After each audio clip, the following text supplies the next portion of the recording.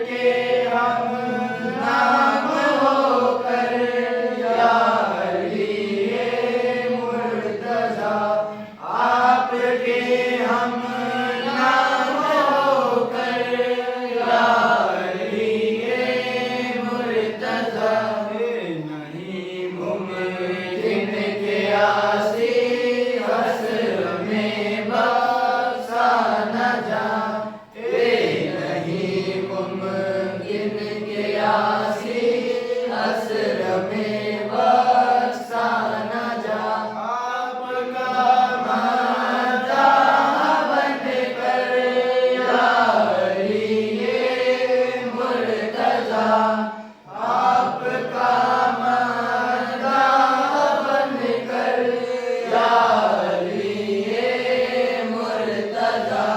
सुमेवाए सूरत दर या अली मुर्तज़ा, आओ मेरे दिल के अंदर या अली मुर्तज़ा।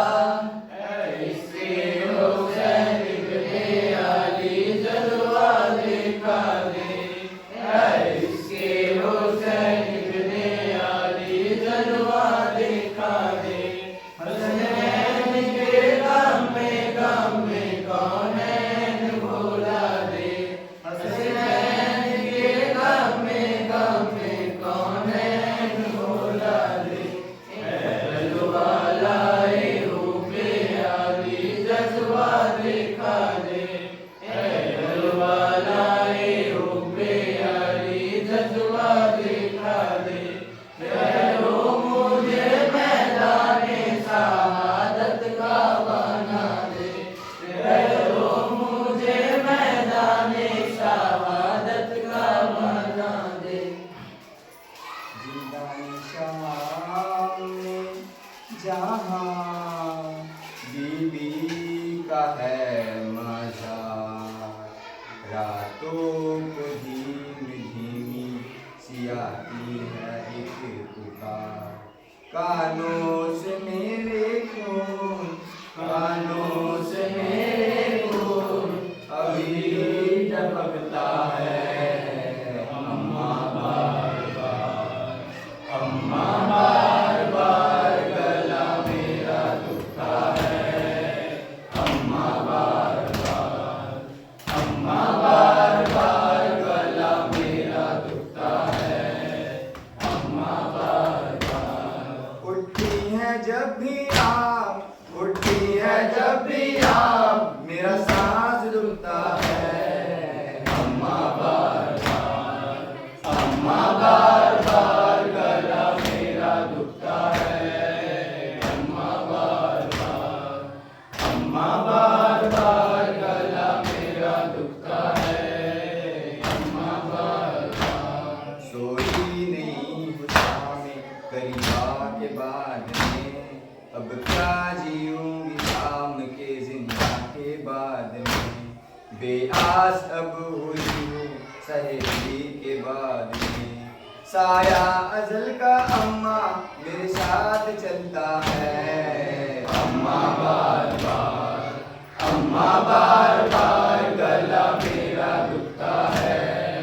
अम्मा बार बार, अम्मा बार बार गला मेरा दुखता है। अम्मा बार बार कानों का खून आंखों के आंसू से मिल गया, हर जख्म फूल बनके बदन पर है खिल गया। बाबा को ढूंढ लाओ सीने से दिल गया, बेजान मेरे जिस्म में जो दिल धड़कता है। अम्मा बार बार, अम्मा बार बार गला मेरा दुखता है। अम्मा बार बार, अम्मा बार बार गला मेरा दुखता है। अम्मा बार बार ए अम्मा जब से बाबा से मैं दूर हो गई, ये जिंदगी मेरे लिए नासूर हो गई। पर क्या करूँ नसीब से मजबूर हो गई। हिजरे बदर से सीने में एक दर्द उठता है।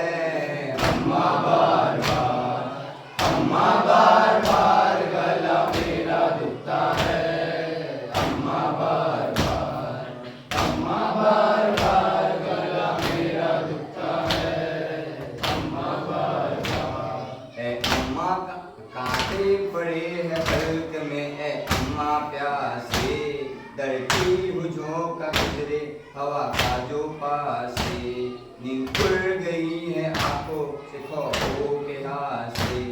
रोने पे मेरे सिमरे लई को झिड़कता है। अम्मा बार बार, अम्मा बार बार गला मेरा दुखता है। अम्मा बार बार, अम्मा बार बार गला मेरा दुखता है।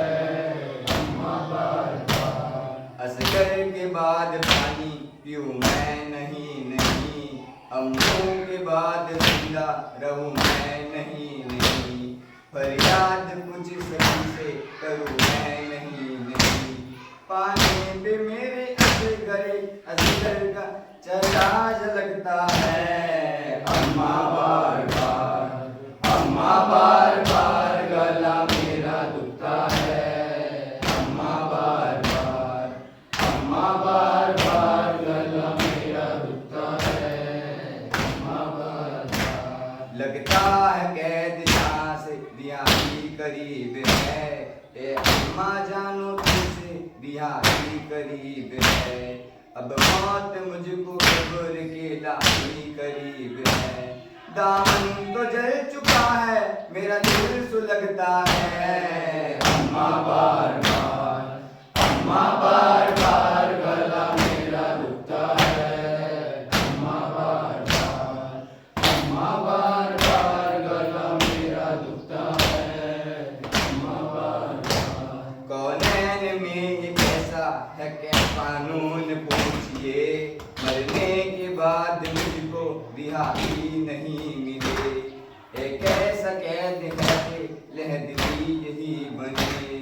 कैदी कभी तो कैद से घर को पलटता है। अम्मा बार बार, अम्मा बार बार गला मेरा दुखता है। अम्मा बार बार, अम्मा बार बार गला मेरा दुखता है। अम्मा बार बार, अम्मा बार बार गला मेरा दुखता है। अम्मा बार बार। हाय सफर में जब जालिम ने मारा, गिरी न कैसे घस खाकर सकीना। खुली जब आँख तो मंजर ये देखा, है गोदी में लिए कोई ज़ईफ़ा। था चेहरे पर नकाब उसके, लगा था खून हाथों में। न जाने क्या ख्याल आया, सकीना ने कहा रोके। सकीना ने कहा रोके, सुनो खामोश क्यों हो तुम, हमारी जान जाती है। तुम्हारे पास से बाबा की मुझको खुशबू आती है। सकीना को बताओ ना, ज़ईफ़ा कौन हो तुम, ज़ईफ़ा कौन हो तुम। सकीना को बताओ ना, ज़ईफ़ा कौन हो तुम, ज़ईफ़ा कौन हो तुम। सकीना पर बहुत दिन बाद ऐसा वक्त आया है, किसी ने प्यार से आगोश में अपनी सुलाया है। गए हैं तब से बाबा छोड़ के सबने रुलाया है। मेरे नाजुक से रुखसारों पे भारी हाथ उठाया है, मगर तुमने मेरे गालों पे जब से हाथ फेरा है। कमी है दर्द में तुमसे, कोई तो रिश्ता मेरा है। सकीना को बताओ ना, ज़ईफ़ा कौन हो तुम, ज़ईफ़ा कौन हो तुम। सकीना को बताओ ना, ज़ईफ़ा कौन हो तुम, ज़ईफ़ा कौन हो तुम। कभी मुझको गिराने के लिए मारा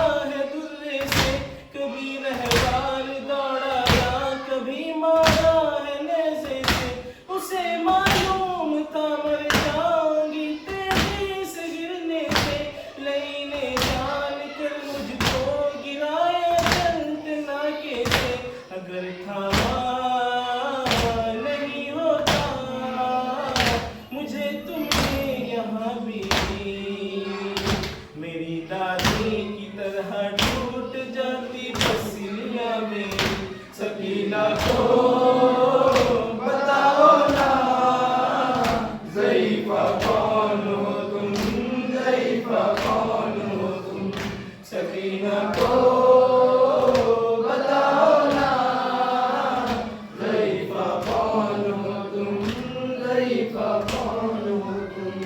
हमेशा से मेरा बिस्तर मेरे बाबा का सीना था, मगर एक दिन पुपी के साथ ये मकतल में देखा था। मेरे बाबा का कातिल भी उसी सीने पे बैठा था, गुलूए खुश्क पर खंजर से गिन कर वार करता था। लगा है जो तुम्हारे हाथ पे वो खून किसका है जख्मी उंगलियां जैसे किसी खंजर को रोका है। सकीना को बताओ ना, ज़ईफ़ा कौन हो तुम, ज़ईफ़ा कौन हो तुम, सकीना को बताओ ना, ज़ईफ़ा कौन हो तुम, ज़ईफ़ा कौन हो तुम। मेरे छीने है गौहर ताज़ियाँ ने भी लगाए हैं, गला रस्सी में बांधा बेरिदा बाजार लाए हैं। सरे अब्बास के आगे तमाचे मैंने खाए हैं, सफेदी आ गई बालों में इतने गम उठाए। सही भूती तेरा सा लेके चलती हूँ मैं अब, कि अब मैं 4 बरसों में तुम्हारे जैसी लगती है। सकीना को बताओ ना, ज़ईफ़ा कौन हो तुम, ज़ईफ़ा कौन हो तुम, सकीना को बताओ ना, ज़ईफ़ा कौन हो तुम, ज़ईफ़ा कौन हो तुम। मैं सैदानी हूँ और इस बात पर मैं फ़ख्र करती हूँ, मगर एक ज़ख्म ऐसा है मैं जिससे रोज़ मरती हूँ। मुझे देते हैं सब सदका जहाँ से भी गुजरती हूँ, नज़र जब सिमर आता है तो छुप जाती हूँ डरती हूँ। जो बुर्का तुमने पहना है ये सैयद जादियों का है। बताओ क्या यहाँ तुमको मेरी दादी ने भेजा है। सकीना को बताओ ना, ज़ईफ़ा कौन हो तुम, ज़ईफ़ा कौन हो तुम, सकीना को बताओ ना, ज़ईफ़ा कौन हो तुम, ज़ईफ़ा कौन हो तुम। यहाँ कोई नहीं आएगा है चारों तरफ सहरा, न कब हटाओ देख लूं एक बार में चेहरा। न जाने क्यों मुझे याद आती है दादी मेरी ज़हरा, मेरी तरह तुम्हारे रूप पे भी क्या ज़ख्म है गहरा। मेरे चेहरे पे ज़ालिम की अंगूठी के निशानों का, ज़ईफ़ा वास्ता तुमको मेरे इन ज़ख्मी कानों का। सकीना को बताओ ना, ज़ईफ़ा कौन हो तुम, ज़ईफ़ा कौन हो तुम, सकीना को बताओ ना, ज़ईफ़ा कौन हो तुम, ज़ईफ़ा कौन हो तुम। ये सुनते ही ज़ईफ़ा ने कहा मैं तेरी दादी हूँ, तेरे बाबा का खून हाथों पे अपने साथ लाई हूँ। तुझे रहमान से गिरते हुए ना देख पाई हूँ, जब भी तुझको बचाने करबला से शाम आई हूँ। कहा जीशान और फरमान बच्ची से ये ज़हरा ने, न कब अपना हटा दूंगी ना अब तुम पूछना हमसे। सकीना को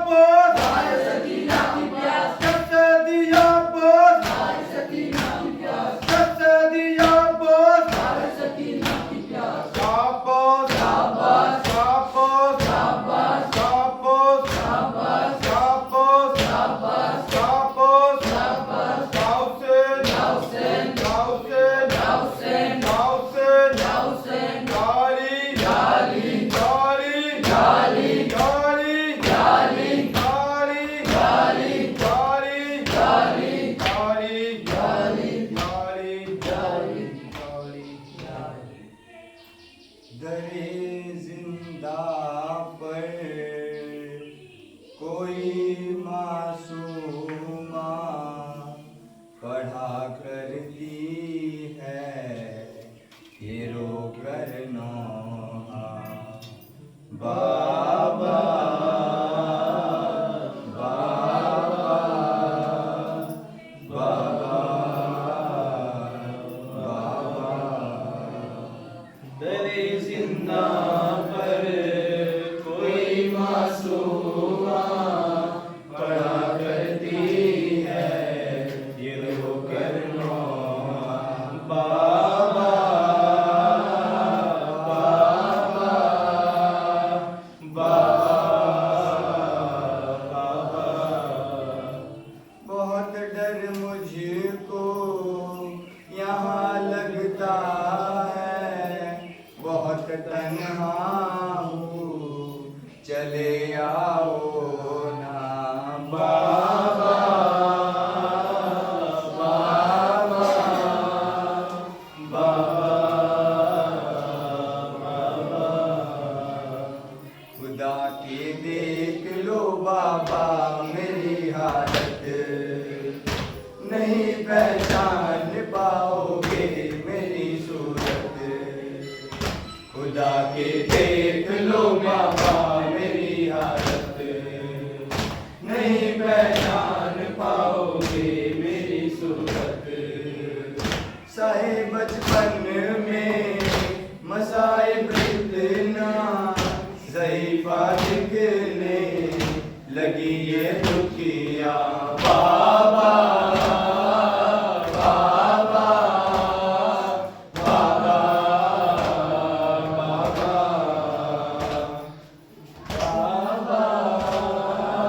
बाबा बाबा। बड़ा दुश्वार है इस कैद में जीना, बहुत याद आ रहा है आपका सीना। बड़ा दुश्वार है इस कैद में जीना, बहुत याद आ रहा है आपका सीना। गए हो जब से नहीं सोई मैं सुबह से अब तक कभी एक लम्हा। बाबा बाबा बाबा बाबा। दरे जिंदा पर कोई मासूमा बड़ा करती है ये रो कर नौहा। बाबा बाबा बाबा। मुझे फिर कब्र में लगने लगा है डर, निकाला था जिन्होंने मुझे फिर कब्र में लगने लगा है डर, निकाला था जिन्होंने वो जालिम फिर से पलट आए हैं, फुफी और मैं हूँ आए फिर तन्हा। बाबा बाबा बाबा बाबा। दरे जिंदा पर कोई मासूमा पढ़ा करती है ये रो कर नौहा। बाबा बाबा बाबा बाबा।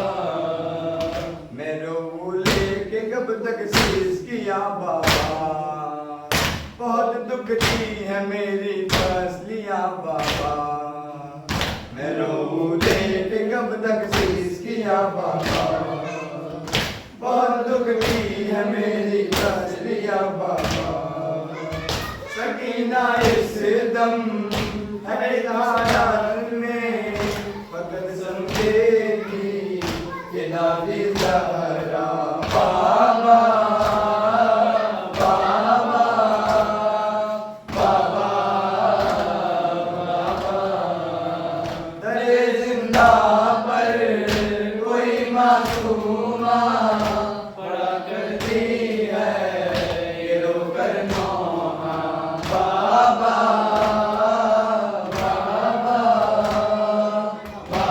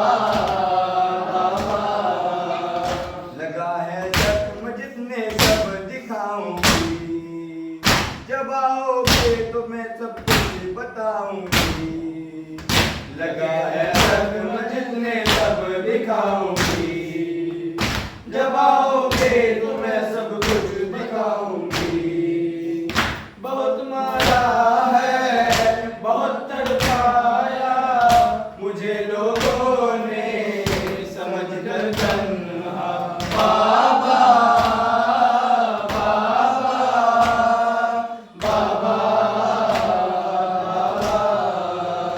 दरे जिंदा पर कोई मासूमा पड़ा करती है ये रोकर नौहा।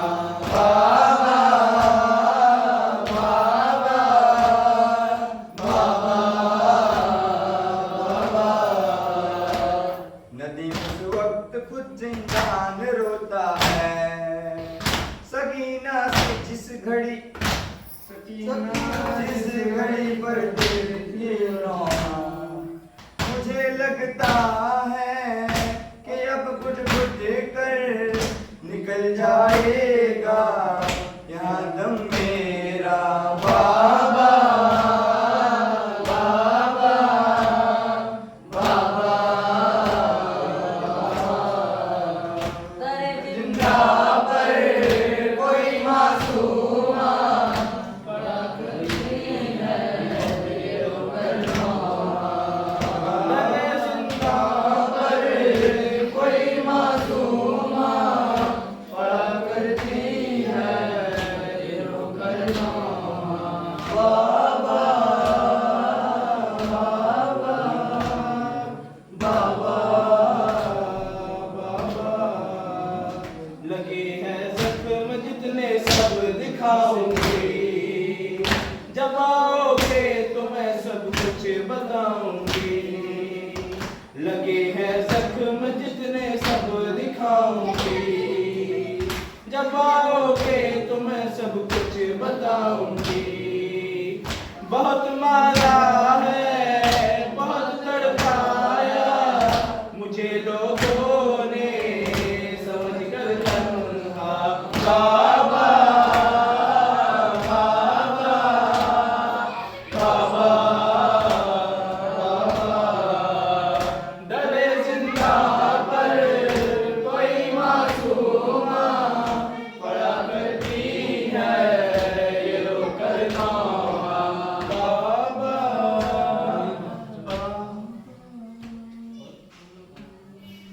बेसर जो अपने बाप को देखा नशे में, रोई बहुत यतीम सकीना नशे में। बेसर जो अपने बाप को देखा नशे में, रोई बहुत यतीम सकीना नशे में। बेसर जो अपने बाप को देखा नशे में, रोई बहुत यतीम सकीना नशे में। मकतल में लाश बाप की जब शरकटी मिली, थी उम्र 4 साल की बच्ची तड़प गई। बेटी जब अपने बाप को पहचान ना सकी, आवाज या बाकी सकीना ने रोक ली। लाता गरीब बाप का बोला नशे में, रोई बहुत यतीम सकीना नशे में।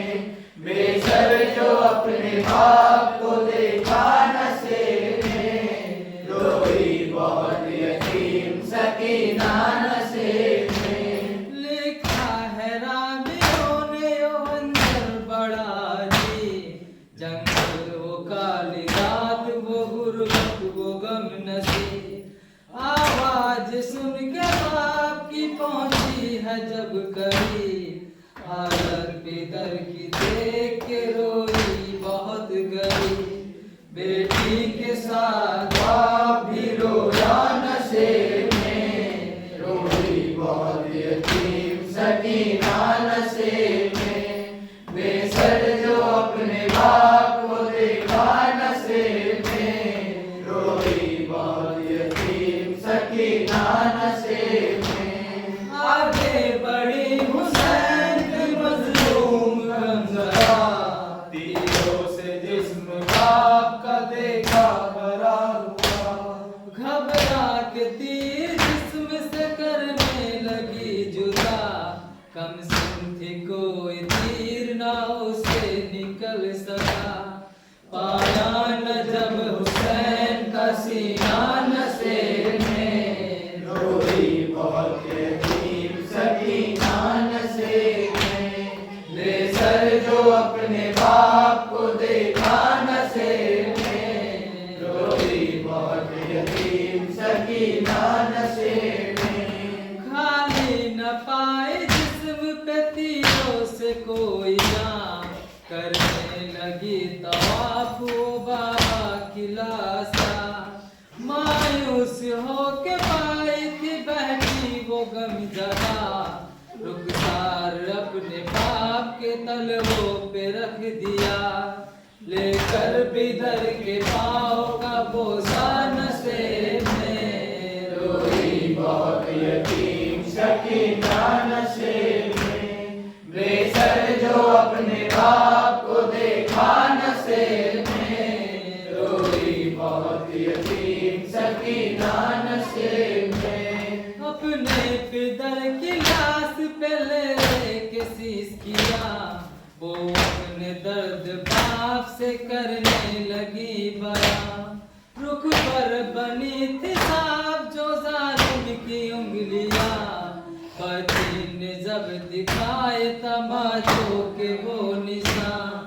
जख्मी बदन हुसैन का तड़पा नशे में, रोई बहुत यतीम सकीना नशे में। बेसर जो अपने बाप को देखा नशे में, रोई बहुत यतीम सकीना नशे में। फिर कहने लगी रो रो के यतीमा बाबा, मेरे बालों को सितम करने जो पकड़ा बाबा।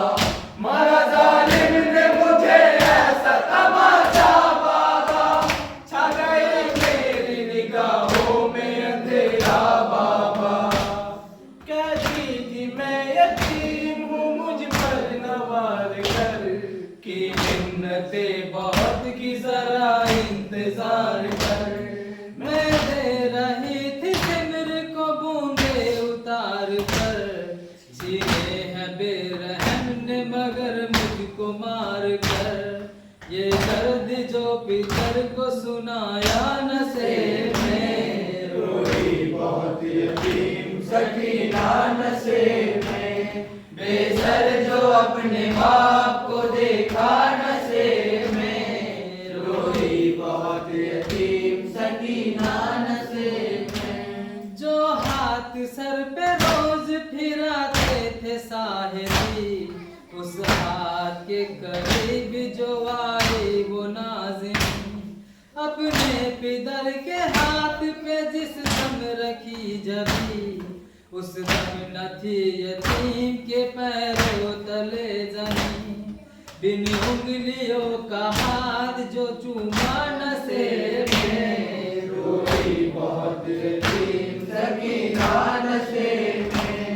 बेसर जो अपने बाप को देखा नशे में, रोई बहुत यतीम सकीना नशे में। वाइज लिखेगा कौन यतीमा की बेकसी, लाशे सहे जहन से वो जिस दम जुदा हुई। लगता है अब जिएगी न बची हुसैन की, जीने लगी नसेब से जब सैला डली।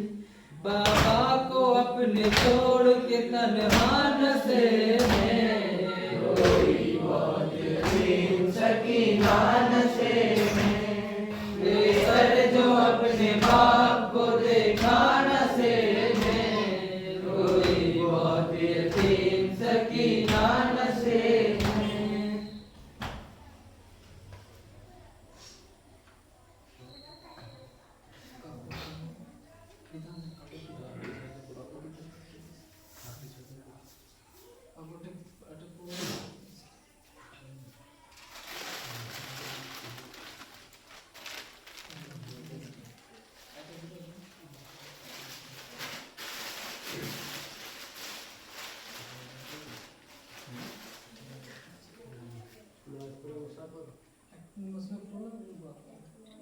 नमस्कार করলো তারপর দোয়া করবে। না সাহেব করবো। হ্যাঁ স্যার তাহলে দাও।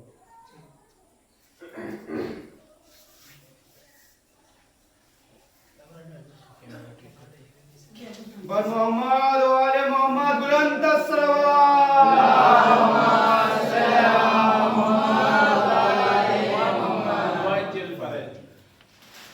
अल्लाह मोहम्मद फातिमा अली हुसैन हसन मिलके मोहम्मद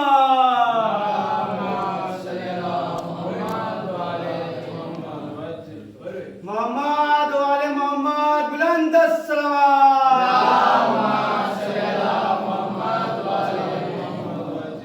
नारे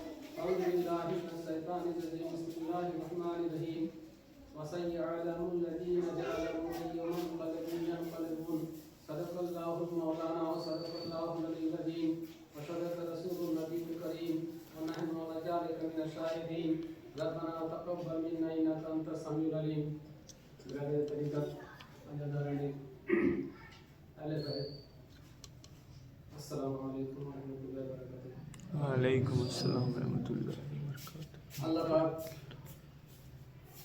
এই পৃথিবীর বুকে 1,24,000 পয়গম্বর পাঠিয়েছেন তার ওয়াহিদিয়াতের বাণী পৌঁছে দেওয়ার জন্য। 1,24,000 পয়গম্বর এসেছেন, তারা বলেছেন যে এক আল্লাহ আছে, আল্লাহ অদ্বিতীয়, আল্লাহ ছাড়া কোনো উপাস্য নেই, আল্লাহর ইবাদত করো। 1,24,000 পয়গম্বর এসেছেন।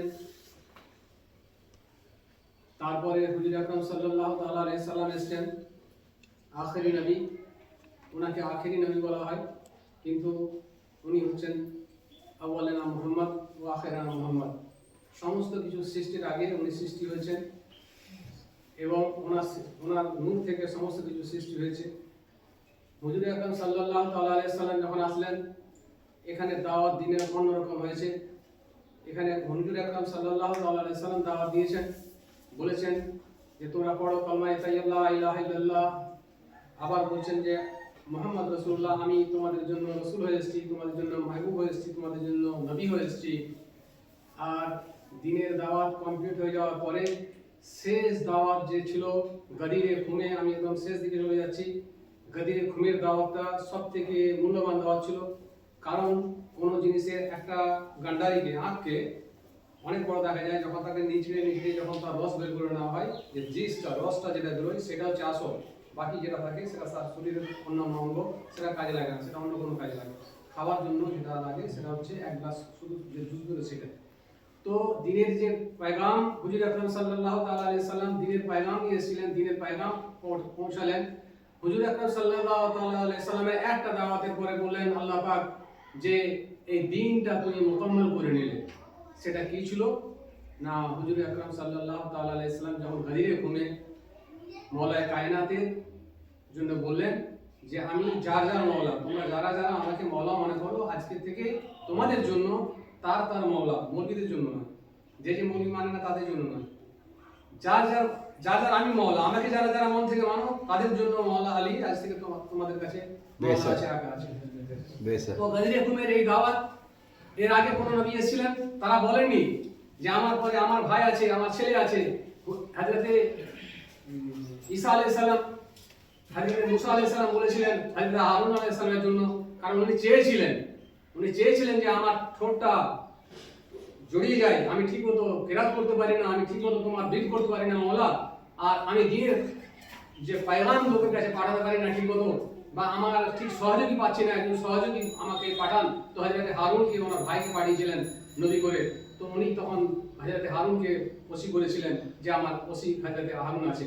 তো আল্লাহর রাসূল সাল্লাল্লাহু তাআলা আলাইহি সাল্লাম উনি আল্লাহর কাছে ফরিয়াদ করেছিলেন, হে আল্লাহ এই দিনের কাজের জন্য আমাকে সহজ করে দেওয়ার জন্য আমাকে তোমার তরফ থেকে একটা ওসি পাঠাও, তোমার তরফ থেকে।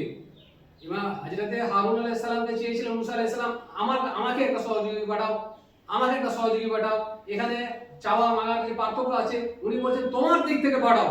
তো আল্লাহ রাসূল সাল্লাল্লাহু তাআলা আলাইহি সাল্লামকে যখন ওনার দিক থেকে আল্লাহ পাঠালেন যে আমার দিক থেকে তোবা যাচ্ছে, তো কোন যখন তোবা কেউ দেয়, যখন কেউ দান করে খায়রাত করে নিজের পকেট থেকে দেয়, নিজের ঘর থেকে দেয়, আল্লাহ রাসূল সাল্লাল্লাহু তাআলা আলাইহি সাল্লাম যখন চাইলেন তো হযরতে মওলায়ে কায়নাতকে আল্লাহ তার ঘর থেকে কাবা ঘরে দিলেন, এবং কাবা ঘর থেকে মওলা আসলেন, হুজুর আকরাম সাল্লাল্লাহু তাআলা আলাইহি সাল্লাম কোলে আসলেন। তো এই ওয়াকিয়া আপনারা অনেক শুনেছেন, হুজুর আকরাম সাল্লাল্লাহু তাআলা আলাইহি সাল্লামের কাছে কেমন ভাবে আসলেন, মওলায়ে কায়নাত কিভাবে লালিত পালিত হয়েছেন ওনার কাছে, কিভাবে ছোট থেকে মানুষ হয়েছেন, এবং দিনের জন্য যা কিছু করেছেন, দিনের কাজের জন্য সহযোগী ছিলেন, এবং সব সময় হুজুর আকরাম সাল্লাল্লাহু তাআলা আলাইহির কাছে সাল্লাল্লাহু তাআলা আলাইহি সাল্লামের সামনে উনি ছায়ার মতো ছিলেন। উনি ছায়া যেমন গায়ে থাকে, একজনের ছায়া মানুষ থাকলে তার যেমন ছায়া থাকে, ঠিক সেই রকম উনি ছায়ার মতো ওনার কাছে সবসময় ছিলেন, সবসময় সহযোগী হিসাবে ছিলেন। এবং বড় বড় জাঙ্গে, একটু আগে বললেন যে গিরহাটের নালক, যারা ভাগড়া আছে তাদের জন্য নানা বলা হচ্ছে যুদ্ধের জাঙ্গের ময়দান থেকে ফিরে পালিয়ে গেছে, তাদের উপরে নানা পাঠানো হলো। এখানে সব কথা বলে দেওয়া হয়েছে। হিন্দাপের নানক, তোমার এই মাবিয়াপের নানক, এই নানকগুলো কেন মন্দিরা বলবে এই তো শিরিকারা করছিল এতদিন, ইমাম পাকে জিকির করছিল, এখন তো অনেক বড় বড় শিরিক করছে, কেন আমাদের হুজুরকে নানা করছে। মৌলবীদের হুজুর হচ্ছেন, মৌলবীদের পীর হচ্ছেন, মৌলবীদের বড় সাহাবী জলিল ওয়াকাদের সাহাবী হচ্ছেন মাবিয়া, বুঝে গেছে? সেজন্য মৌলবীদের সামনে তোমরা যখন বলবে তো অন্তত 2-4 দিন থাকলে বলবো, হ্যাঁ, নাহলে গায়ে ক্ষমতা থাকলে বলবো। তো হুজুর আকরাম সাল্লাল্লাহু তাআলা আলাইহি সাল্লাম বললেন আমি যার যার মওলা আছি, আজ থেকে আলী তার মওলা, আলী মওলা হলেন। এই বিভিন্ন জঙ্গে হুজুর আকরাম সাল্লাল্লাহু তাআলা আলাইহি সাল্লামের সামনে মওলায়ে কায়নাত দেখিয়ে দিয়েছেন, সমস্ত মাজমার সামনে দেখিয়ে দিয়েছেন যে মওলায়ে কায়নাত উনি কেন মওলায়ে কায়নাত, কি জন্য। এক একটা জঙ্গে দেখিয়ে দিয়েছেন যেখানে সমস্ত সাহাবীরা জলিল ও কদর সাহাবীরা ছিলেন বসে। হুজুর আকরাম সাল্লাল্লাহু তাআলা আলাইহি সাল্লাম জঙ্গের এলান হচ্ছে, ওদিক থেকে মারহাবা আওয়াজ দিচ্ছে যে আমি যুদ্ধ করতে এসেছি, আমার সঙ্গে যুদ্ধ করো। মারহাবের সঙ্গে যুদ্ধ করতে চাচ্ছে না, কেউ যেতে চাচ্ছে না। হুজুর আকরাম সাল্লাল্লাহু আলাইহি সাল্লাম আহ্বান করছে তোমরা কি আছো, যাও এগিয়ে যাও, মারহাবের সঙ্গে মোকাবিলা করো। মওলায়ে কায়নাত বসে রয়েছেন, হুঙ্কার মারছেন, উঠছেন। হুজুর আকরাম সাল্লাল্লাহু আলাইহি সাল্লাম বসিয়ে দিচ্ছেন। উনি আসলে এটা বসিয়ে দিচ্ছিলেন, বারবার দেখাতে চাচ্ছিলেন যে দেখো দুনিয়ার মানুষ, দেখো কে এখানে যুদ্ধ করতে পারে, কে আমার ওসি আছে, কে আমার পরে তোমাদের জন্য ওসি হয়ে থাকবে, আমার ওসি আছে এবং তোমাদের জন্য আমি যেমন যাদের যাদের কায়নাত আছি, মাওলা আছি, তাদের জন্য মাওলা এবং কায়নাত, পুরো কায়নাতের মাওলা আমি যেমন আলী করছি, কেন করছি দেখানোর জন্য হুজুর আকরাম সাল্লাল্লাহু আলাইহি সাল্লাম বারবার মাওলায় কায়নাতে বসে দিচ্ছেন। আর জলিল ও কদর সাহাবীরা মরার ভয়ে শহীদের দরজাতে কত মাকাম আছে সবাই জানে, ওনারা জানতেন, কারণ জলিল ও কদর সাহাবী আছেন জানতেন, তারপরে ওরা উঠছেন না। মহৎ ভয় ছিল, খৌফ ছিল, দুনিয়ার জুলুমের অত্যাচারের ভয় ছিল, ওনারা বুঝেছিলেন বলবে এরও ঈমান চলে গেছে, তখন যেন মনে হয় ঈমান চলে গেছে, এ ওদের বাচ্চাদের দলে হয়ে গেছে। না না, বাচ্চাদের দলে নয়, যেটা ঈমানের কথা, যেটা হক কথা সেটা বলতে হবে। সেটা বলতে গেলে যদি কিছু হয়ে যায় সেটা মানতে হবে, মত হলেও মানতে হবে না, আমরা ইমাম পাকে মানে বলা আছে। তো মওলায়ে কায়নাত কে বারবার বসে দেওয়া হয়েছে, তিনবার হুঙ্কার করে উঠলেন, কেউ উঠলো না। যখন কেউ উঠলো না আর ওদিকে বারবার আওয়াজ দিচ্ছে, বারবার আওয়াজ দিচ্ছে, তখন মওলায়ে কায়নাত উঠলেন। ইসলামের নীতি কি দেখুন, ইসলামের কি কাউকে প্রথমে ব্যবহার করবে না, এটা ইসলামের নীতি আছে। কাউকে গালাগালি প্রথমে করবে না, এটা ইসলামের নীতি আছে। উনি গেলেন মারাবের কাছে, কি হলো তুমি এত চিৎছো কেন, এত চিল্লাচিল্লি করছো কেন? ও তো এবারে অবাক হয়ে গেল যে একটা বাচ্চা ছেলে আমার কাছে এসেছে, কি ব্যাপার, তুমি এসছো আমার সঙ্গে লড়াই করার জন্য? বলছে হ্যাঁ, আমি লড়াই করার জন্য এসেছি, তোমার সঙ্গে যুদ্ধ করার জন্য এসেছি। বলছে কেন, তোমার সঙ্গে কি হুজুর আকরাম সাল্লাল্লাহু তাআলা আলাইহি সাল্লামের কোনো দুশমনী আছে? এত মজমাতে এত লোক থাকতে, মারহাব সে বলছে বেঈমান, সে বলছে এত লোক থাকতে, এত সাহাবা রাসূল থাকতে তুমি কেন আসছো আলী একা? তোমার সঙ্গে কি মুহাম্মদের সঙ্গে কোনো দুশমনী আছে? কি ওখানে করছে যেটা হয় বিরোধীর পক্ষে যেটা বলা হয়, বলা দরকার সেই বলছে। আর এখানে বলার মানে হচ্ছে আল্লাহ পাক চাচ্ছে যে বলে মওলায়ে কায়নাতের মাকামটা কি আছে বুঝিয়ে দাও, মওলায়ে কায়নাত কি আছে তাকে দেখিয়ে দাও। এটা দেখানোর জন্য আল্লাহ পাকের তরফ থেকে এটা শয়তানের মুখ থেকে বেরিয়ে যায়। তো মারহাব বলছে কি তোমার সঙ্গে দুশমনী আছে? বলছে তুমি এর সঙ্গে আমি বেকার করতে আসিনি, হুজুর আকরাম সাল্লাল্লাহু তাআলা আলাইহি সঙ্গে আমার কোনো দুশমনী নেই, আমি তোমার সঙ্গে মোকাবেলা করার জন্য এসেছি, তুমি তৈরি হও। তখন বলছে যে হাজার হাজার সৈন্য এখানে রয়েছে হুজুর আকরাম সাল্লাল্লাহু তাআলা আলাইহি সাল্লামের সঙ্গে, আর তুমি একটা বাচ্চা আমার সঙ্গে যুদ্ধ করতেছো, জানো না আমি হাজারের মোকাবিলায় একা আছি। বলছে তুমি কেন বেকার করছো, তুমি তো যুদ্ধ করতেছো, যুদ্ধ করো, যুদ্ধ করার জন্য তৈরি হও। তখন মারহাবকে জ্বালানি আসে গেল, বললো তাই এতটুকু বাচ্চা আমাকে রাগাচ্ছে, ঠিক আছে তুমিও ওয়ার করো আমাকে আগে। বলছে না, এটা ইসলামের নীতি নয়। জঙ্গল ময়দানে যেখানে জানের বাজি ব্যাপার আছে সেখানে বলছেন এটা ইসলামের নীতি নয়, আমি আগে তোমাকে ওয়ার করতে পারি না। ইসলাম আগে জং করতে এসে আগে তোমাকে জং করতে পারে না, তোমাকে মারতে পারে না, ওয়ার করতে পারে না, তোমার দিক থেকে ওয়ার হবে, তারপর আমি তোমাকে ওয়ার করবো। বলছি এই তো সাহস বন্ধ নয়, আরে হাজার হাজারের মোকাবিলায় আমি একা আছি যেখানে, সেখানে ও আমার ওয়ারের অপেক্ষা করছে, আমি তো একটা ওয়ার করলে কোথা চলে যাবে। ও তো জানে না মওলায়ে কায়নাতে কি মাকাম আছে। ও কি করলো, মিয়ান থেকে তলোয়ার বার করলো, মওলায়ে কায়নাতকে ওয়ার করে দিল। মওলায়ে কায়নাত ওয়ারকে আটকালেন, কিন্তু একটু বেসামাল হয়ে গেলেন। এটাও দেখানো ছিল যে রক্ত প্রথমে আমার ঝরবে, তারপর তোমার রক্ত আমি ঝরাবো। রক্ত একটু ঝরে গেল। মওলায়ে কায়নাত তখন এসে হুজুর আকরাম সাল্লাল্লাহু তাআলা আলাইহি সাল্লামের কাছে আসলেন। হুজুর আকরাম সাল্লাল্লাহু তাআলা আলাইহি সাল্লাম সমস্ত মাজমা লোকে দেখাতে গেলেন, তখনও কেউ নারা দিয়ে উঠেনি। আজকে নারা হেদারি করে দিচ্ছ না কেন? ওনার হিম্মতের হেদারি নারা, ওনার হিম্মতের জন্য নারা আছে। হিম্মতে মাওলা মদদে খোদা। এখানে এরা কি করছে, হাজার হাজার লোক ছিল, তখনও দাঁড়ানো না যে মওলায়ে কায়নাত একটা ওয়ার দিয়ে ফিরে আসছে, আমরা যাই মারাবের সঙ্গে মোকাবিলা করতে, তখনও এরা পিছিয়ে রয়েছে। যে একটা ওয়ার হয়ে গেছে, যদি গর্দানটা চলে যেত কি মুশকিল হতো এখন। তাহলে আমাদের যাই ভালো হয়েছি, এনারা বেঁচে গেছেন না। জলিল ও কদর সাহাবী ছিলেন এনারা, হুজুরের কাছাকাছি সাহাবী ছিলেন, এনারা বসে আছেন। মওলায়ে কায়নাত আসলেন, হুজুর আকরাম সাল্লাল্লাহু তাআলা আলাইহি সাল্লাম এবারে নিজের আমামাটা খুললেন, পাট্টা বাঁধলেন ওনার মাথাতে। পাট্টা বাঁধার পরে বললেন এবারে তুমি যাও। আর হুজুর আকরাম সাল্লাল্লাহু তাআলা আলাইহি সাল্লাম সাজদাতে গেলেন। সাজদাতে কি বলছিলেন? সুবহানাল্লাহি আল্লাহ বলছেন না, ওখানে বলছেন না মওলায়ে কায়নাতের ওখান থেকে জিতিয়ে আনো। উনি বলছেন যে এ মাওলা, এ আল্লাহ, তুমি সবার মাওলা আছো মাওলা, আর মাওলা আলী আজকে যুদ্ধ করতে গেছে, আজকে মাওলা আলী যদি হেরে আসে, তোমার মাওলা তোমার নামের কালার হয়ে যাবে, তোমার নাম লেনা থাকবে না, ইমানদার মুছে যাবে, হিম্মতদার মুছে যাবে, ইসলাম শেষ হয়ে যাবে। আজ ইসলামের প্রথম জং আছে, এই জঙ্গে যদি আজকে মওলায়ে কায়নাত ফিরে আসে, তাহলে ইসলাম ধ্বংস হয়ে যাবে, হিম্মত হারা হয়ে যাবে। কারণ উনি জানতেন যে আমার ডান দিকে যারা সব বসেছিল হাজার হাজার দলীয় করে সাহাবী, এদের দ্বারা ইসলাম কোনোদিন কিয়ামত পর্যন্ত দিতে পারে না। হায়দারি হায়দারি হায়দারি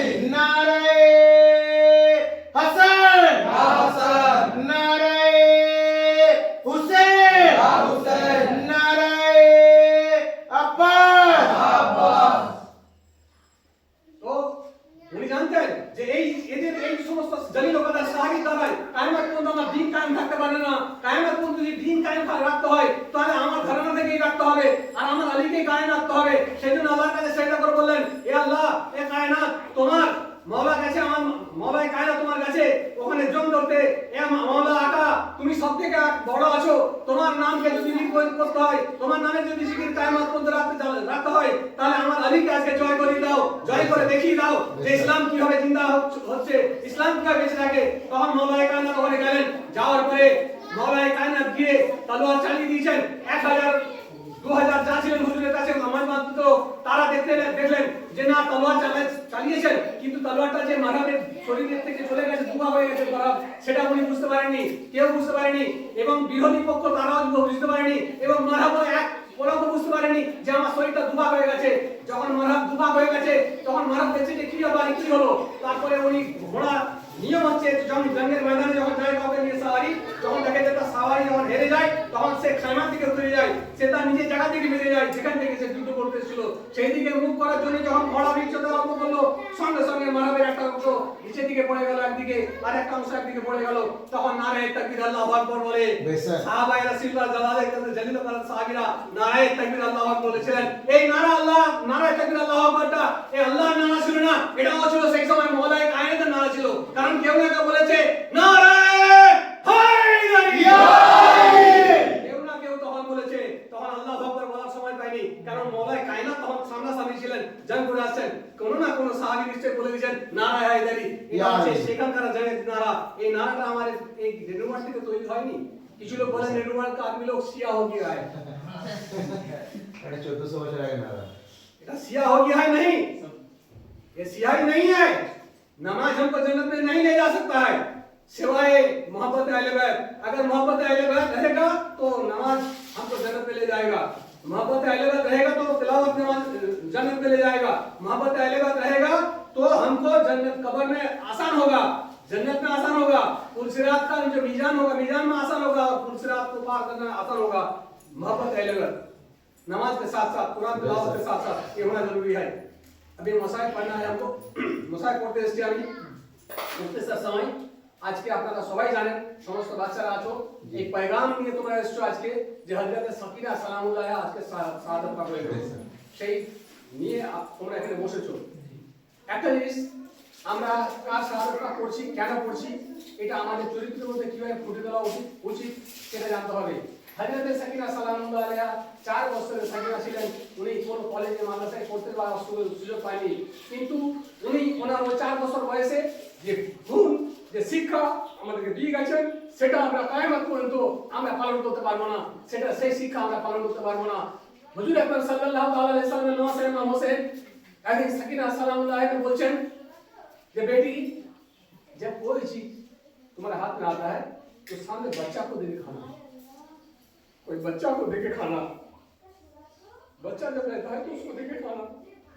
কারবালার মুখে আপনারা জানেন পানি ছিল না, পানির জন্য আল্লাহ তাআলা তো সমস্ত হয়ে গেছিল, এবং হযরত সাকিনাকে পানি খাওয়ানোর জন্য হযরত আব্বাস আলাদা ওয়াদা করেছিলেন যে বেটা সাকিনা তুমি তো আমার কাছে আজ পর্যন্ত কিছু চাওনি, পানি চেয়েছো, আমি তোমাকে পানি আনতেছি, এবং আল্লাহর কাছে ওয়াদা করেছিলেন যে আল্লাহ যদি এই পানি আনতে পারি তো সাকিনাকে যেন আমার মুখ দেখাই, আর যদি পানি এনে সাকিনাকে পান না করাতে পারি তাহলে আমার এই মুখ যেন না দেখাতে হয়।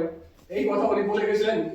তারপরে যখন পানি আনতে উনি পারলেন না, যখন পানি নিয়ে ওনার কাছে পৌঁছাতে পারলেন না, উনি শহীদ হয়ে গেলেন, ওই ওয়াকিয়াতে আমি যাচ্ছি না, তো শহীদ হয়ে গেলেন। তারপরে হযরত সাকিনা সালামুল্লাহ আলাইহা ছুটে আসলেন।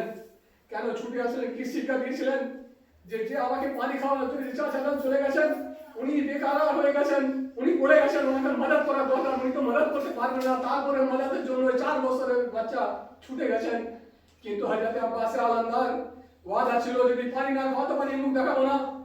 উনি কি করেছিলেন, কোন ফিরে নিয়েছিলেন হযরত সাকিনা সালামুল্লাহ তরফ থেকে।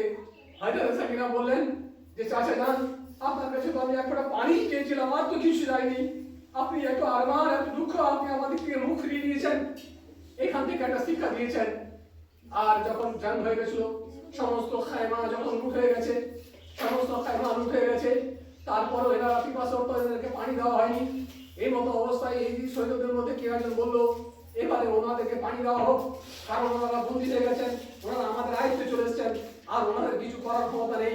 এই কথা ভেবে যখন পানি দেওয়া হলো, হযরত সাকিনা সালামুল্লাহ আলাইহাকে পানি দেওয়া হয়েছে, উনি পানির গ্লাসটা নিয়ে ছুটে চলে গেছেন। সবাই দেখছেন যে কি ব্যাপার, এই বাচ্চাটা ছুটে চলে যাচ্ছে কেন। এদিকে সৈন্যদের মধ্যে দেখা গেল যে অত ঝগড়া হয়ে যাচ্ছে, পালিয়ে যাচ্ছে। তখন উনি কি করলেন, ছুটে গেলেন পিছনে পিছনে যে দেখছেন হযরত সাকিনা সালামুল্লাহ আলাইহা হযরত আলী আসগরকে যেখানে দাফন করা হয়েছিল সেখানে গিয়ে তুলছেন হযরত আলী আসগরকে, বলছেন আলী আসগর উঠো, পানি খাও, উঠো, পানি পাওয়া গেছে, পানি খাওয়ার জন্য তুমি খুব পিপাসা পাচ্ছ, তুমি পানি খাও, উঠো। হযরত সাকিনা এখানে শিক্ষা দিয়েছেন যে যখন কিছু খাবার আছে তো বাচ্চাকে দিয়ে খেও। হযরত সাকিনা সালামুল্লাহ আলাইহা আবার চলে আসলেন, ওনাকে তুলে আনা হলো, বন্দি অবস্থায় সবাইকে নিয়ে যাওয়া হচ্ছে। সবাইকে নিয়ে যাওয়ার পরে নিয়ে যাওয়ার জন্য তৈরি হয়েছে 70 জন 72 জনের সবের 70 জনের সর মোবারক 72 জনের সর মোবারককে কেটে আলাদা করা হয়েছে, মেজাতে লিখে দেওয়া হয়েছে। তারপরে যখন সফর করার জন্য তৈরি হচ্ছে হযরত সাকিনা সালামুল্লাহ আলাইহা ছিলেন না সেই কাফেলার মধ্যে। এখন হুমায়ুন হোসেনের সর মোবারক সব থেকে আগে ছিল, তো আগে থেকে যদি না আগে লোক যায় তো পিছনে লোক যেতে পারবে না। হযরত ইমাম হোসেন আলাইহিস সালামের সর মোবারক উঠছে না কিছুতেই, ওনার যে রেজার মধ্যে লাগানো ছিল সর মোবারক সেটা কিছুতেই উঠছে না। তখন দেখা যাচ্ছে কি যে হযরতে জানাব বলছেন যে আমাদের খায়মার মধ্যে হযরত সাকিনা নেই, সেই জন্য আমাদের আলম আগে যাচ্ছে না, আলম ওখান থেকে এসেছে, আমাদের আলম যাচ্ছে না। এখানে উনি যখন এই কথা বললেন তখন আবার সবাই খুঁজতে আরম্ভ করলেন এবং উনি তখন যে বাবাকে সান্ত্বনা দিচ্ছেন, বাবা তোমার কোলে আমি সব সময় ঘুমোতাম, আর তো আমি এই কোল পাবো না, সেই জন্য শেষবারের মতো তোমার কোলে আমি শুয়ে পড়েছি।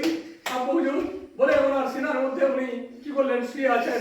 তখন সেখান থেকে আবার ওদের ছেলে নিয়ে আসা হলো, নিয়ে এসে 12 জন ছিলেন ওনারা, 12 জনকে একটা গলায় বেঁধে দেওয়া হলো। হযরত সাকিনা সালামুল্লাহ আলাইহার গলাতে ওয়েট দিয়ে দেওয়া হলো এবং হাত বেঁধে দেওয়া হলো। 4 বছরের বাচ্চা মেয়ে, উনি হাঁটতে পারেন না, সেই অবস্থায় হেঁটে হেঁটে যাচ্ছেন এবং যখন উনি পিছিয়ে যাচ্ছেন তখন ওনারা বিরক্ত হচ্ছিলেন, বিরোধী পক্ষরা এদিকে সৈন্যরা বিরক্ত হচ্ছে, দেখে দেখে যখন দেখছে যে পারছে না এই কাফেলাকে আগিয়ে নিয়ে যেতে, তখন কি করলো সেই পাষণ্ড দ্বারা কি করলো, একজন বেদ দিয়ে একজনকে বেত্রাঘাত করার জন্য হুকুম দেওয়া হলো যে পিছনে পিছনে এই বাচ্চা যখনই দাঁড়িয়ে যাবে তখন ওর পিঠে পিতাঘাত করবে, বেত্রাঘাতের ভয়ে ও তাড়াতাড়ি যাবে এবং আমার কাফেলাটা দামেস্কে যাবে, আমরা তাড়াতাড়ি পুরস্কৃত হবো, পুরস্কার পাবো। এই আশা নিয়ে সাকিনা কি করলো, সাকিনাকে কি করলো, পিছন দিকে সালামুল্লাহ আলাইহি বেত্রাঘাত করতে শুরু করা হলো। এই বেত্রাঘাত করতে করতে করতে করতে ওখানে নিয়ে যাচ্ছে, যখনই দাঁড়িয়ে যাচ্ছে তখনই বেত্রাঘাত করা হচ্ছে। এইরকম অবস্থায় ওনার পিছন দিকের ফরক ফেটে গিয়ে রক্তারক্তি হয়ে ওনার সেই ফরকটা পিছিয়ে চিটকিয়ে গেল এবং জিন্দানের সামনে গিয়ে উনি ইন্না লিল্লাহি ওয়া ইন্না ইলাইহি রাজিউন হয়ে গেলেন এবং সেখানে গিয়ে যখন শহীদ হয়ে গেলেন উনি, তারপরে তর্ক-বিতর্ক অনেক কিছু হয়েছে। হওয়ার পরে হযরত সাকিনা সালামুল্লাহ আলাইহা কি বললেন যে ওনাকে গোসল দিতে গেলেন এবং হযরতে জাইনুল আবেদিন আলাইহিস সালামকে বলা হলো যে এনাকে দাফন করার ব্যবস্থা করো। ওনাকে দাফন করার জন্য এক জায়গায় কবর ফেলা হলো। তারপরে ওনাকে যখন কবরে সেই শায়িত করা হবে, ওনাকে যখন গোসল দিতে যাওয়া হবে, হযরতে জাইনাব সালামুল্লাহ আলাইহা যখন বারবার ওনার ফরকটাকে আলাদা করতে যাচ্ছেন শরীর থেকে, বারবার ফরকটাকে আলাদা করতে যাচ্ছেন, দেখা যাচ্ছে সেই ফরকটা বেরোচ্ছে না। তখন হুজুর আকরাম সাল্লাল্লাহু তাআলা আলাইহি সাল্লামের নামাজ ইমাম হোসেন কারবালা থেকে আর সহ্য করতে পারলেন না, বললেন এই বোন জাইনাব তুমি কি জানো না যারা আল্লাহর রাস্তায় শহীদ হয়ে যায় তাদেরকে কোনোদিন গোসল দিতে হয় না, তুমি আমার মেয়ে সাকিনাকে কেন কষ্ট দিচ্ছ? ওর পেছনে এত বেত্রাঘাত করা হয়েছে যে ওর ফরকটা খুলে আসবে না, ওর পিঠে রক্তের সঙ্গে আমার চিটিয়ে গেছে, দেখো খুলে ভালো করে। তারপরে যখন পিঠটা খুলে দেখলেন হযরতে জাইনাব হাওয়া করে কাঁদতে আরম্ভ করলেন যে আল্লাহ এই আমার নবীর বংশের মহব্বত, এই মহব্বত যে হুজুর আকরাম সাল্লাল্লাহু তাআলা আলাইহি সাল্লাম করিয়ে খুলে বলে গেলেন শেষ বক্তব্যে, এই মহব্বত দেখিয়েছে তোমার উম্মতরা রমজান দেখুন। এই কথা বলে ওনাকে আর গোসল দিলেন না। হযরতে জাইনুল আবেদিনকে বললেন যে জাইনুল আবেদিন তুমি নিয়ে যাও ওনাকে দফন করে দাও।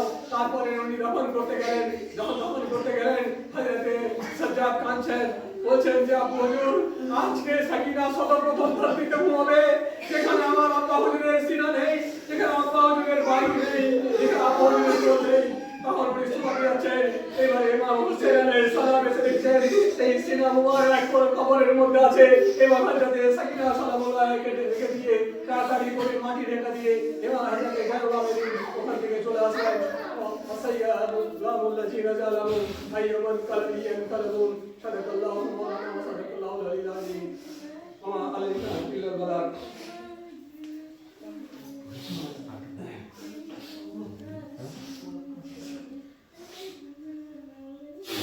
बेसर जो अपने बाप को देखा नसेब में, कोई बहुत यतीम सकीना नसेब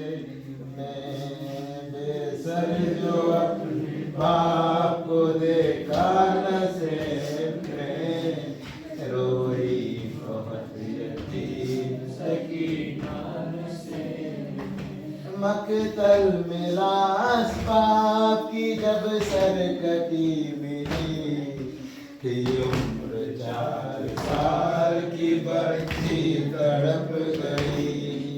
बेटी जब अपने बाप को पहचान न सकी, आवाज या बाबा की सकीना ने रोक दी।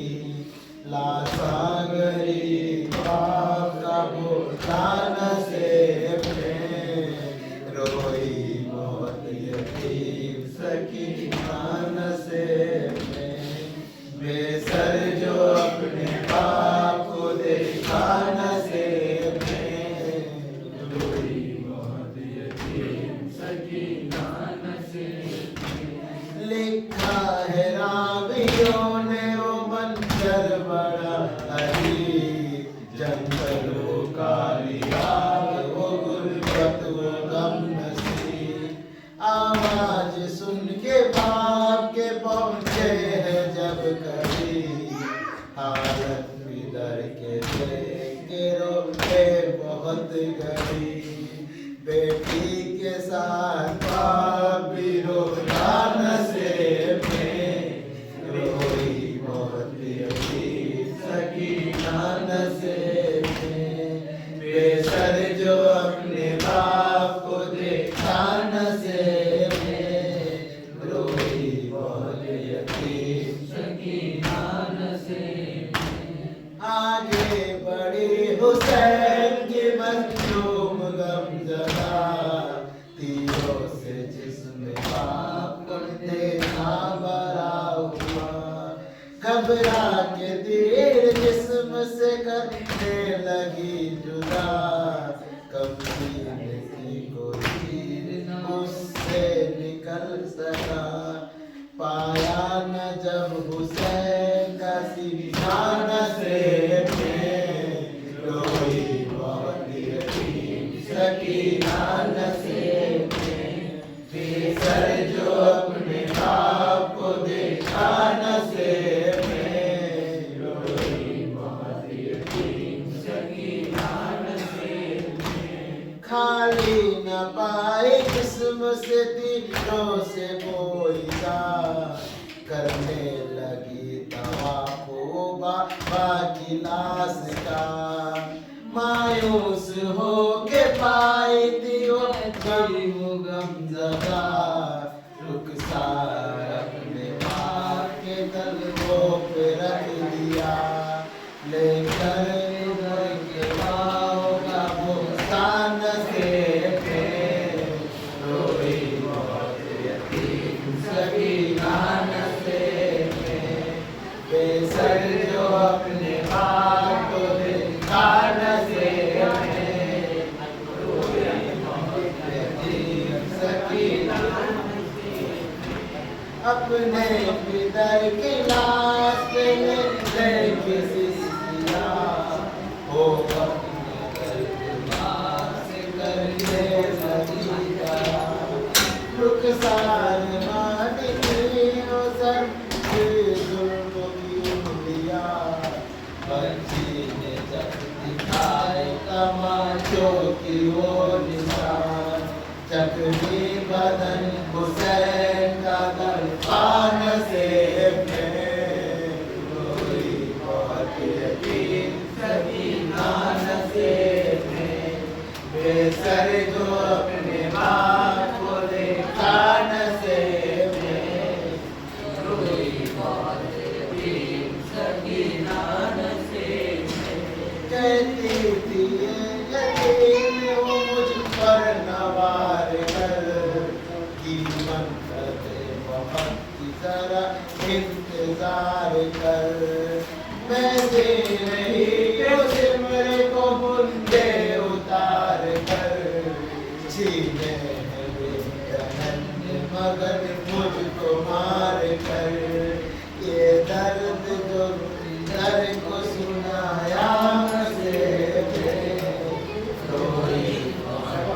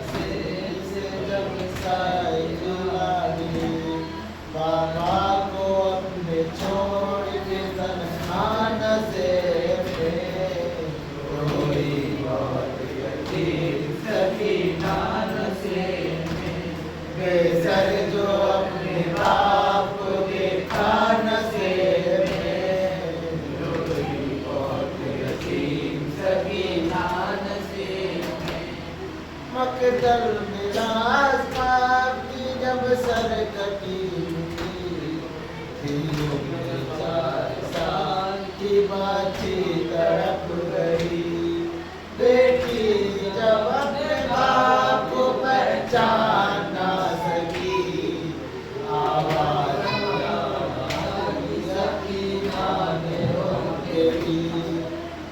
सागरे बाप रोना नसीब में, रोई बहुत यतीम सकीना नसीब में। बेसर जो अपने बाप को देखा नसीब में, रोई बहुत यतीम सकीना नसीब में। बेसर जो अपने बाप को देखा नसीब में, रोई बहुत यतीम सकीना नसीब में। लिखा है रानियों ने मंजर बड़ा अजीब, जंगलों का गम नसीब।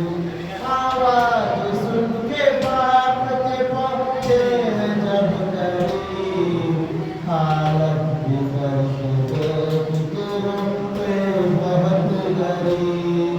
बेटी के साथ बाप भी रोया नसीब में, सकीना नसीब में। बेसर जो अपने बाप को देखा नसीब में, रोई बहुत यतीम सकीना नसीब में। आगे बढ़े हुसैन की मजलूम सदा, तीरों से जिसने बाप को देखा बड़ा हुआ। घबराती तीर जिस्म से करने लगी जुदा, कमसीन से भी कोई तीर उसे निकल सका।